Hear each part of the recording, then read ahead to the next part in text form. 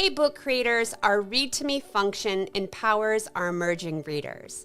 So when I get into a book that I'm editing, as a student, I can click the play button in the top right corner, which will take me into Read to Me mode.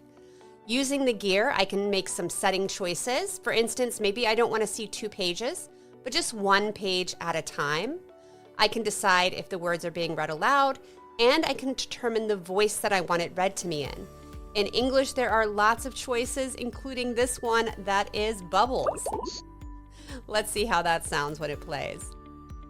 I can also decide how quickly the words will be spoken aloud and if the pages are going to turn automatically. So let me save those settings and we'll see how this plays.